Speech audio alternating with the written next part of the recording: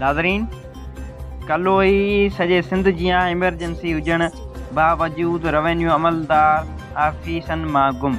कलोई revenue अमलदार assistant commissioner कलोई Mukhtar car समेत अमलो गुम। कलोई revenue अमलदार आफिसनि में न हुजण सबबि अवामी कमकार रोलड़े जो शिकार थी विया आहिनि। सर्वे ज़मीन जा खाता, प्लाटनि जा कागज़, पोती खातो, डोमिसिल, PRC बेफारम समेत अवामी कमकार ठप थियल आहिनि। कलोई कोरोना वायरस जे बचाव लाइ कलोई पुलिस शहर बंदि कराए छॾी आहे। कलोई मार्केट बंदि करे ऐं मुनाफ़रनि ऐं सेठनि मुबैना तौरु आम वाहिपे वारियूं शयुनि जो अघु चोट चाढ़े छॾिया आहिनि। केर बि पुछण वारो न आहे। ग़रीब पौरत सख़्तु परेशानियुनि खे मुंहुं ॾियण लॻा। कलोई शहरियुनि अलाह बचायो लुंड, असगर लुंड, फैज़ महमद ख़ालिद ऐं ॿियनि मीडिया सां ॻाल्हाईंदे चयो, इमरजेंसी हुजण बावजूद रेवेन्यू अमलदार आफिसनि मां गुम आहिनि।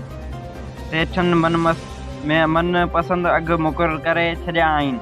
उन्हनि DC थरपारकर सेशन जज मिठी खां मुतालबो कयो त नोटिस वठी मनपसंद अघु मुक़ररु कयल सेशन ख़िलाफ़ कार्रवाई कई वञे ऐं मुख्तियारकार कलोई असिस्टेंट कमिश्नर कलोई खे ड्यूटी ते पाबंद कयो। रिपोर्टर सूफ़ी मोहम्मद सनोड़, शाहीन न्यूज़, ब्यूरो चीफ, मिठी थरपारकर।